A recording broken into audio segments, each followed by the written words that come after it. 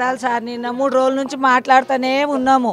16 ఏళ్ళకు పట్నం వచ్చి 70 ఏళ్ళకు వచ్చి మా జీవిత కాలం కష్టపడితే మాకు ఉన్నది ఒక ఇల్లు మిగిలింది. పిల్లల పెళ్ళిళ్ళు చేయంగా సావజాలక ఇల్లు కూలగొట్టి మరి తిడుతుండ్రు, ఆవేశపడుతుండ్రు. అంటే మాకు 50 ఏళ్ళ కష్టము గుంజుకుంటా అంటే రేవంత్ సార్ని పిలిచి మెడల పూలదండేసి మంగళారతి పట్టి చేతిలో పెట్టాలన్నా మేము? మా కడుపులు మసులుతున్నాయి, తెల్లన్నాక నిద్ర పడతలేదు, తిండి పోతలేదు. తిట్టిన వాళ్ళని పోలీసు పెడతాము, కేసు పెడతాం. గుంజుకపోమని ఎంతమంది కాలనీలు ఉన్న వాళ్ళందరినీ గుంజుకపోయి ఎన్ని పోలీస్ స్టేషన్లో పెడతాడో పెట్టని, మరి ఆయన పుణ్యం కట్టుకొని. మరి ఇంతకంటే ఎక్కువ మేము ఏం చెప్పలేము. ఇంకా మాట్లాడి గొంతులు పోతున్నాయి మాట్లాడి. ఏం మాట్లాడాలన్నా, ఏం చెప్పాలి, ఏం చెప్పలేక కూడా పోతున్నాము. మాకైతే గవర్నమెంటే ఇచ్చింది కదన్న, గవర్నమెంట్ ఇస్తేనే కదా మేము కొనుక్కుంది. ఇప్పుడు గవర్నమెంట్లో ఉందని చెప్తున్నారు. గవర్నమెంట్లో ఉందని చెప్పినప్పుడు అంత ముందుకే చెప్పాలి కదా. గవర్నమెంట్ మార్కింగ్ చేస్తామన్నారు, వచ్చారు. 2 రోజుల నుంచి వస్తుంటే మేము వెయ్యనియలేదు. పోలీసు వాళ్ళు వచ్చి మా పేర్లు అడిగారు, ఇంటి నెంబర్లు అడిగితే మేము చెప్పలేదు. మాకైతే గవర్నమెంట్ ఇవ్వలేదు కదా అన్న. గవర్నమెంట్ ఇస్తే మేము తీసుకోలేదు. మేమే గవర్నమెంట్కి డబ్బులు కట్టి మేము కొన్నాము. గవర్నమెంట్ ఎట్లా రోడ్డు మీద వేస్తుంటే మేము ఎట్లుంటాం? ఉండం కదా. మాకు గవర్నమెంట్ ఆ డబ్బులన్నా కట్టియాలి, కానీ మాకు వద్దు. ఆ గవర్నమెంట్ డబ్బులు కూడా వద్దు. మేము ఎంతో ఇష్టంతో, ఎంతో కళలు కానీ ఎంతో ఆలోచనతో కట్టుకుంటాము. ఇప్పుడు మామూలుగా అయితే కట్టుకోం కదా. ఎంత కష్టపడితే ఎంత కళ ఉంటుంది. ఒక్కొక్క రూపాయి పోగేసుకొని, చిట్టీలు వేసుకొని, లోన్లు కట్టుకొని, ఒక 5 సంవత్సరాలు ఫస్ట్ మేము ఫ్లాట్ తీసుకున్నాం. అట్లా కట్టుకొని తేరుపుకొని మళ్ళీ తర్వాత మళ్ళీ చిట్టీలు, మళ్ళీ లోన్లు కట్టుకొని మళ్ళీ ఇల్లు కట్టుకున్నాము. మళ్ళీ లోన్ కట్టుకొని మళ్ళీ తర్వాత కొంచెం ఇప్పుడు జర్ర సెట్ అయ్యే టైము. పిల్లలు కాలేజీకి వెళ్తున్నారు, వాళ్ళ ఫీజులు కట్టుకోవాలి. ఎట్లా తీసుకుంటే మాకు కూడా ఆరోగ్యాలు బాగుండట్లేదు. మేము ఆరోగ్యాలు చూసుకోవాలా, అటు పిల్లల్ని చదివించుకోవాలన్నా, ఇట్లా రోడ్డు మీద పడాలన్నా, ఏం చేయాలా మీరే చెప్పండి. గవర్నమెంట్ అన్నని అడుగుతున్నాను, రేవంత్ అన్నని, ఇట్లా ఆడపిల్లల్ని అట్లా ఉసురు పెట్టుకుంటే మంచిది కాదు కదా. మేము ఏడ్చుకొని మా శవాల మీకని పోతే అన్నకి ఏమొస్తుంది? అన్నకి ఏమైతే రాదు కదా. ఆ పార్కులు ఎందుకన్నా? మాకు అవసరం లేదు, డెవలప్మెంట్ మాకు అవసరం లేదు కదా. మా ఇల్లు మాకు నిమ్మలంగా ఉంచితే చాలు. అదే మేము గిఫ్ట్ ఇచ్చినట్టు అనుకుంటాం రేవంత్ అన్నని, కానీ మాకు మాత్రం అట్లా తీసేటట్టు మాత్రం చేయకండి. ఎందుకంటే మున్సిపాలిటీ వాళ్ళు వచ్చి, అంటే రెవెన్యూ డిపార్ట్మెంట్ వాళ్ళు వచ్చేసి 2 months back house hold survey చేశారు. మీ ఇంట్లో ఎవరు ఉంటారు, ఎంతమంది ఉంటారు, ఇంటి వైశాల్యం ఎంత, ఇన్ని అద్దెకి ఇచ్చారా అని అడిగారండి. ఎందుకంటే ముందు మూసి చెప్పారన్నమాట. చెప్పేసి సర్వే అని చెప్పేసి డీటెయిల్స్ ఇచ్చాం. ఏం చేస్తారంటే మాకు తెలియదు, సర్వే చేసిరమ్మన్నారని చెప్పారు. సరే ఇచ్చుకున్నాం, ఓకేనా ఇచ్చేసాం. మళ్ళీ 1 week 3 days బ్యాక్ కిందకు వచ్చి మళ్ళీ ఇంటికి వచ్చారన్నమాట. ఎంతమందికి వచ్చారు ఇది చెప్పారన్నమాట. వచ్చి చెప్పేసరికి ఏమైంది సార్, ఎందుకంటే మాకు తెలియదు, పై వాళ్ళు చెప్పమన్నారు, చూసిరామన్నారు, చూస్తామంటే వచ్చారు. వాళ్ళని తరివి కొట్టారు. ఇక్కడ వాళ్ళు మేమంతా తరివి కొట్టారు. మళ్ళీ మర్నాడు వచ్చారు. వచ్చి మళ్ళీ చేస్తుంటే అప్పుడు మళ్ళీ పోలీసులు వచ్చారన్నమాట. పోలీసులు వచ్చారు, అది గోల అయింది. అప్పుడు రెడ్ మార్క్ వేసి కింద ఉన్నాయండి, ఆ కింద వాటికి రెడ్ మార్క్ వేసారు. రెడ్ మార్క్ వేసేసరికి ఎందుకంటే అంటే ఇది అంతవరకు బఫర్ జోను, ఇక్కడి నుంచి అక్కడ అంతవరకు FTL జోను, ఇక్కడి నుంచి ఏమో అది వెనక బఫర్ జోను, ఇదేం బఫర్ జోన్ చెప్పారన్నమాట. ఏం చేస్తారంటే FTL వర్క్ ఇది రివర్ బండ్ వరకు ఖచ్చితంగా కొట్టేస్తారండి. బఫర్ జోన్ మాత్రం ఇది నెక్స్ట్ వీక్ కొట్టేస్తారు. ఇవాళ కొట్టేద్దాం అనుకున్నారన్నమాట. అనుకుంటే నిన్న రాజేంద్ర గారు వచ్చారు, MP గారు. ఆయన ఇది మార్నింగ్ 10 o'clock నుంచి ఈవినింగ్ ఈ టైం వరకు అండి. ఈ టైం 4:30కి లంచ్కి వెళ్ళారన్నమాట. ఇక్కడే ఇదే ప్లేస్ కింద కూర్చున్నారు. కింద కూర్చొని అది బాగా ధర్నా చేశారు. ఎంట్లో కూడా గొడుగు పట్టినా కానీ నా కోసం గొడుగొద్దు, అలాగే టెంట్ వేస్తాను వద్దన్నారన్నమాట. ఆ విధంగా అది చేసేసరికి అప్పుడు ప్రభుత్వంలో కొద్దిగా దృష్టికి వెళ్ళి ఉంటుంది, ఆగారన్నమాట. ఆగేసరికి మళ్ళీ ఇప్పుడేమిటి, మళ్ళీ పొద్దున్న మళ్ళీ వెర్షన్ మారిపోయింది. అది ఈ 5 రోజులు మాత్రం కొట్టము, కొద్దిగా గ్యాప్ ఇచ్చారన్నమాట. మళ్ళీ వీళ్ళు వెళ్ళిపోయాక మళ్ళీ చేస్తారో తెలియదు. మరి అదండి ఇది. నిజానికైతే అక్రమ నిర్మాణం అంటున్నారు. ఇది అక్రమ నిర్మాణం కానే కాదు. మేము 25 సంవత్సరాలు బట్టి ఉంటున్నాం అనమాట. అప్పుడు మున్సిపల్ పర్మిషన్ ఇచ్చారు, మా పేరుతో అది సేల్ డీడ్ ఉంది, కరెంట్ ఇచ్చారు, నల్లా ఇచ్చారు, రోడ్లు వేశారు, అన్నీ చేశారు. అయినప్పటికీ అక్రమ నిర్మాణం అంటున్నారు. ఎక్కడ అక్రమ నిర్మాణము? నిజంగా పడగొడితే కనుక మనము అది ప్రజాస్వామ్యం అంటే నిరంకుశ పాలన ఉన్నట్టే. ఇది పడగొడితే వితౌట్ ఇంటిమేషన్ పడగొడితే కనుక ఇది ప్రజాస్వామ్యం కానే కాదు, అక్రమం. ఇది ఆ యొక్క నేతృత్వ పాలన ఉంటాయి. కరెక్ట్గా 38వ సంవత్సరం వచ్చింది ఇల్లు కట్టి నేను. ఆనాడు నాకు మున్సిపల్ పర్మిషన్ ఇచ్చారు, తర్వాత పైన వేసేటప్పుడు హోడా పర్మిషన్ ఇచ్చారు. ఇప్పుడు ఏ ఎమ్మెల్యే అయితే ఉన్నాడో అప్పుడు ఆయన హోడా చైర్మన్, ఆయనే పర్మిషన్ ఇచ్చాడు. మేము అప్పటి నుంచి ఇప్పటికీ కిస్తులు కడుతూనే ఉన్నాం, ట్యాక్సులు కడుతున్నాం, వాటర్ బిల్లులు కడుతున్నాం, కరెంటు బిల్లులు కడుతున్నాం. అన్నీ మా డబ్బులే తీసుకుని మా మీదే పెత్తనం చేయడానికి ఇవాళ వస్తున్నాడు. కూలగొడతానన్నాడు, కూలగొట్టి మమ్మల్ని కూడా ఇందుట్లోనే పెట్టి కూలగొట్టమని చెబుతున్నాం. ఇప్పుడు ఈ కూలగొట్టే ప్రాసెస్లో మెయిన్ ఇబ్బంది ఏంటంటే, ఇప్పుడు ఆల్మోస్ట్ అందరూ మధ్యతరగతి బిలో మధ్యతరగతి వాళ్ళు ఉన్నారు. ఇప్పుడు కూలగొడతారు, అయిపోయింది. పిల్లలు ఉంటారు, వాళ్ళ చదువు ఉంటుంది, విద్యా వ్యవస్థ ఉంటుంది, వాళ్ళకి ఇప్పుడు క్వార్టర్లీ ఎగ్జామ్స్ అవుతున్నాయి. వాళ్ళ పరిస్థితి ఏం కావాలి, ఎక్కడికి పంపిస్తారు వాళ్ళు? దానివల్ల కూడా చాలా ఎఫెక్ట్ పడుతుంది చాలా మంది మీద. అదొకటి మెయిన్ ఇంపార్టెంట్, అది కూడా ఒకటి ఆలోచించాలని నా యొక్క కోరిక. సార్ ప్రాబ్లమ్ ఒక హ్యూమన్గా చెప్పాలంటే మాకు ఏమీ ప్రాబ్లమ్స్ లేవు ఇక్కడ.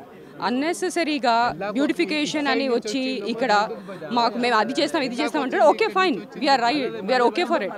కానీ పబ్లిక్ని ఇది తీసేసి నేను చేస్తానంటే that is not logical sir. Okay, మీరు లాజికల్గా if I want to say as a person, hitech సిటీలో అంత డెవలప్ చేశారు. ఒక టూరిస్ట్ ఎవరు వెళ్తున్నారు అక్కడ టూరిస్ట్ స్పాట్గా? ఎవరు వెళ్ళట్లేదు. మరి ఇక్కడ ఎంతమంది వస్తారు టూరిస్ట్ స్పాట్గా? ఇప్పుడు నేను లండన్లో చూశాను, అక్కడ చూశాను అని నేను బ్యూటిఫై చేస్తా ఉంటాను, కరెక్ట్. బట్ ఇన్ని సంవత్సరాల్లో అవ్వంది నువ్వు ఇప్పుడు సడన్గా చేస్తానంటే ఇంతమంది ఇక్కడ ఉన్నారు, వేల మంది ఉన్నారు. ఆ వేల మందికి ఎక్కడైనా ప్లేస్ చూపించి అది కూడా వాళ్ళ సాటిస్ఫాక్షన్తో ఉండాలి. ఇక్కడ మేము ఉన్నది మేము కట్టుకొని ఉన్నాం. ఇక్కడ గవర్నమెంట్ చెప్పేది ఏంటంటే నీళ్ళ అడ్డంగా కట్టుకోవడం వల్ల మొత్తం ట్రాఫిక్ జామ్ అవుతుంది, ఇళ్ళన్నీ మునిగిపోతున్నాయి కాబట్టి కూలుస్తున్నాం అంటారు. కరెక్ట్. ఎన్ని రెడ్ అలర్ట్లో మీరు అన్నారు, అక్కడ బెడ్ అన్నారు, రివర్ బెడ్ అన్నారు, ఓకే ఐ అగ్రీ. వాళ్ళకి ఉపాధి ఇవ్వండి, వాళ్ళకి ఎక్కడ ప్లేస్ ఇవ్వండి, దాని తర్వాత వాళ్ళని చేయండి. మీరు ఇంకా చూడండి, మీరు ఇక్కడ చూపించట్లేదు, మీడియా ఇక్కడ చూపించట్లేదు, ఇన్ని బిల్డింగ్స్ ఉన్నాయి, ఇవన్నీ బఫర్ జోన్ అంటున్నారు. మరి మేము ఒఫీషియల్గా మేము ప్రాపర్టీ ట్యాక్స్ కట్టి, ఎలక్ట్రిసిటీ బిల్ కట్టి, అన్ని పర్మిషన్స్తో మేము కట్టుకున్నాం. ఇక్కడ ఉన్న వాళ్ళందరూ కట్టుకున్నది పర్మిషన్స్తోనే. మరి మేము ఎలా ఇల్లీగల్ అయిపోయింది? అక్రమంగా మీరు కట్టుకున్నారని ఇది చూపిస్తున్నారు, కానీ లేదు. అలా అయితే చాలా సిటీలో ఉంది. ఇప్పుడు డెవలప్ అవుతూ ఉంటే 10 years తర్వాత కూడా you'll have lot of people over here. Millions of people ఇక్కడ అయినప్పుడు, కోట్లలో జనాభా అయినప్పుడు అప్పుడు మళ్ళీ ఏం చేస్తారు? అప్పుడు మళ్ళీ ఇక్కడికి బ్యాక్ టు పెవిలియన్ రావాలి. ఇప్పుడు మనం మళ్ళీ ఓల్డ్ ఏజ్కి వచ్చేస్తున్నాము, ఎంత మోడర్నైజ్ అవుతున్నాం, మళ్ళీ అలా అవసరం. మరి వాళ్ళందరూ ఉంటేనే ఆయన గవర్నమెంట్ ఉంది, లేకుంటే గవర్నమెంట్ ఎక్కడికి వస్తుంది సార్? ఇప్పుడు 2 years అని నిన్న చెప్తున్నారు ఈటలే sir, but I doubt that also. మేము 30 ఏళ్ల కింద 35 ఏళ్ల కింద ఎక్కడో ఇప్పుడు సిటీ నుంచి వచ్చినాం. సిటీ నుంచి ఏంటంటే అక్కడ ఇప్పుడు మీ చైతన్యపురి మెయిన్ రోడ్లో అప్పుడు 600 రూపాయలు గజం ఉంటే 400 ఉంటే 100కు దొరికింది. అంటే 35 ఏళ్ళ కింద 100 రూపాయలకి ఎందుకు వచ్చినామంటే మా పరిస్థితి 30 ఆ పరిస్థితి. కాబట్టి ఇక్కడ వచ్చి మేము ఈ జాగాలు కొనుక్కొని అప్పుడు కూడా క్లియర్ టైటిల్ లేఅవుట్ వేసినరా, హానీలు ఉన్నాయా అన్నీ చూసుకొని మరి ఇక్కడ వచ్చి మేము జాగా తీసుకొని మళ్ళీ లోన్లకు తిరిగి లోన్లు ఇచ్చారు. తర్వాత హైకోర్టు అడ్వకేట్స్తో ఏంటంటే క్లియరెన్స్ తీసుకున్నాము, దానికి ఎల్ఆర్ఎస్ కట్టినాము, విఆర్ఎస్ కట్టినాము. ఒక ఇల్లు కట్టడానికి మాకు ఎంత 30 ఏళ్ళు ఈఎంఐ కట్టినాం. 30 ఏళ్ళు ఈఎంఐ కట్టిన తర్వాత ఇప్పుడు వచ్చి మీరు కూలగొట్టేస్తా అంటే మేము ఎక్కడ పోవాలి చెప్పండి? ఇప్పుడు రోడ్లు వేయడానికి కూడా మేము ఎంత తిరిగినాం. ఇప్పుడు వీళ్ళ అబ్బాయి పాపయ్య శాస్త్రి ఆయన ఎంత తిరిగిండు, మేము ఎంత తిరిగినాం. కాలనీలో 4 ఇళ్ళు ఉండేవి, అందరినీ వీళ్ళు వచ్చి కట్టుకోండి, ఇల్లు కట్టుకోండి అని బతిలాడి కట్టించినాం ఇళ్ళను. కాలనీ డెవలప్ కానీ మేము ఎంత తాపత్రయపడ్డాం. ఇప్పుడు పోల్స్ ఉండేవి కాదు, అక్కడెక్కడో ఉండేది పోలు. ఆ పోల్ నుంచి ఏంటంటే కర్రలు బాతి ఇక్కడ దాకా వైర్ లాగి పెట్టి రాత్రి ఏంటంటే ఒక గేదె పోతే పడిపోయేది, మళ్ళీ పోయి వాటర్ కనెక్షన్ ఒక ట్యాంకర్ వచ్చేది, ట్యాంకర్ అక్కడ వస్తే అక్కడ పోయి పట్టుకొని వచ్చేది. అసలు ఒక కాలు పెడితే మోకాల్లో వెళ్ళిపోయేది. అట్లాంటి దాంట్లో మేము ప్రతి చోట తిరిగి డెవలప్ చేసుకున్నాం మేము. ఇప్పుడు వచ్చి మీరు హైడ్రా అని చెప్పేసి కూలగొట్టేస్తారంటే మేము ఎక్కడ పోవాలి చెప్పండి? ఏం మాట్లాడేస్తాం, మాట్లాడి మా గొంతులు పోతున్నాయి, కానీ మా మాట వినే ఇది లేదు అక్కడ. మళ్ళీ ఈ రేవంత్ ఎవరు? ఎవరు కుట్టిండు మా సొమ్ము తినడానికి ఏం అధికారం ఉంది అతనికి? మేము రూపాయి 60 ఏళ్ళ నుంచి కష్టపడి తీసుకున్న ఇండ్లను మేము జమ చేసుకొని లోన్లు తీసుకొని ప్లాట్లు కొనుక్కొని అమ్ముకొని ఇక్కడ ఇల్లు తీసుకుంటే అతనెవరు? మా సొమ్ము తినడానికి మా కష్టార్జితం తినడానికి అతనెవరు? తనకు చేతనైతే తను కష్టపడే తన తల్లిదండ్రులు కష్టపడే తెచ్చి మూసికి పెట్టమనండి. మేము చిన్నప్పటి నుంచి కష్టపడి మేము రూపాయి కష్టపడి మేము తెచ్చుకొని ఇల్లు కట్టుకునే మాకు గులగొట్టి మాకు తీసుకునే అధికారం అతనికి ఎవరు ఇచ్చిండ్రు?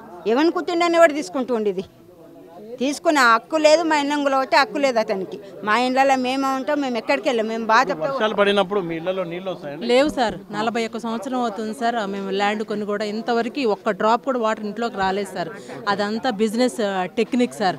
ముఖ్యమంత్రి పదవి అనేది పొరపాటుగా జనాలు ఇచ్చారు అని అనిపిస్తుంది సార్. మేమందరం అనవసరం గెలిపించాం ఆయన అనిపిస్తుంది సార్. సుందరీకరణ ఏంటి సార్? శవాల మీద కడతారు సార్ సుందరీకరణ? పార్కింగ్ ఎక్కడ కడతాడు సార్ ఆయన? 41 ఇయర్స్ మాకు లింక్ డాక్యుమెంట్స్ ఉన్నాయి. ఈరోజు మేము లోన్ తీసుకున్నాము 40 lakhs, 32 years పే చేయాలి. ఇప్పుడు నువ్వు కూలగొట్టేస్తే ఆ డబ్బులంతా ఎవరు సార్? బ్యాంక్కి ఊరుకుంటుందా? ఎలా బ్రతకాలి సార్? పిల్లలకి ఏం నేర్పిస్తున్నాం? పిల్లలకి ఏం చెప్పాలి మేము? రేవంత్ రెడ్డి గారు వాటర్ వస్తున్నాయి అని చెప్పేసి వేరే 2 bedroom ఇంటికి పంపిస్తాను అని పిల్లలకి చెప్తామా సార్? 2 crores పెట్టి ఇల్లు కట్టుకున్నాం సార్, అవన్నీ రిటర్న్ ఇస్తాడా? స్థలం 1 crore ఇచ్చేస్తాడా మాకు రిటర్న్? డబుల్ బెడ్రూమ్ ఎందుకు సార్? మాకు ఇల్లు లేని వాళ్ళకి డబుల్ బెడ్రూమ్ ఇవ్వమనండి. ఎన్ని సంవత్సరాలు ఎదురు చూస్తాం సార్ ఇట్లా? 4 నెలల నుంచి కంటి నిండా నిద్ర లేదు, తినడానికి తిండి ఏం తింటున్నామో తెలియట్లేదు, పిల్లల్ని చదివిస్తున్నామో లేదో తెలియట్లేదు. ఎందుకు సార్ ఇంత టెన్షను? ఫ్యామిలీలో ఎవరైనా మెంబర్ టెన్షన్ పెడతారు, అత్తల మామూలు. ఇదేంటి సార్ రేవంత్ రెడ్డి మొత్తాన్ని హైదరాబాద్ మొత్తాన్ని టెన్షన్ పెట్టేస్తున్నాడు. చాలా తప్పు సార్ ఇది. ఆయన మాత్రం వెనక్కి వెళ్ళటమే మంచిది సార్. మళ్ళీ ఇన్ని రోజులు కష్టపడి మేము ఇల్లు కొనుక్కొని నివసిస్తుంటే ఆయన ఆ హైడ్రామా ఏందో కానీ ఆయన మమ్మల్ని మా పట్టాలని దొంగతనం చేస్తున్నాడు. పట్టాలు ఇచ్చిర్రు, నల్ల బిల్లు కడుతున్నాం, ఎలక్షన్లు అప్పుడు వచ్చి కాలు మొక్కి ఓట్లు వేయించుకొని అన్ని దొంగ మాటలు చెప్పి డోన్ అంటే ఇప్పుడు మరి ఏందో ఆయన కథ ఏందో అంతా. నిన్న విటేలో ఎంపీ గారు వచ్చారు, మరి మా సానుభూతి చూసి అతను వచ్చి నిన్న మార్నింగ్ 10కి వచ్చి నైట్ 10 వరకు ఇక్కడ నెలవిన్నే కూర్చున్నాడు. అతను గొడుగు ఎండబడుతుందంటే ఉడక వద్దండి, నేను మామూలు మనిషినే, వద్దు మాకు గొడుగు. డిమాండ్ ఏంటండి? మాదేందండి, మా ఇల్లు మాకు కావాలండి. మేమైతే మొదటి నుంచి 30 ఏళ్ళ నుంచి సంసారం చేసుకుంటున్నాం. నా పిల్లలు చిన్న పిల్లలు ఇప్పుడే 10th అయిపోయింది. మా లొల్లి అవుతుంటే ఇదేం లొల్లి సార్? మా ఇంట్లోకి ఆయన ఎవరు సార్? కూలగొట్టే డబుల్ బెడ్రూమ్ ఎవరికి కావాలి? మాకు డబుల్ బెడ్రూమ్ ఆయన ఉండవాడి డబుల్ బెడ్రూమ్. నిజంగా బీదవాళ్ళు ఉన్నారు సార్, అది కట్టిందే బీదవాళ్ళ గురించి. మా సొంత ఇల్లు కూలగొట్టి మాకు డబుల్ బెడ్రూమ్లు ఆయన ఎవరండి మాకు ఇప్పించడానికి? దీని గురించా వచ్చింది ముఖ్యమంత్రి?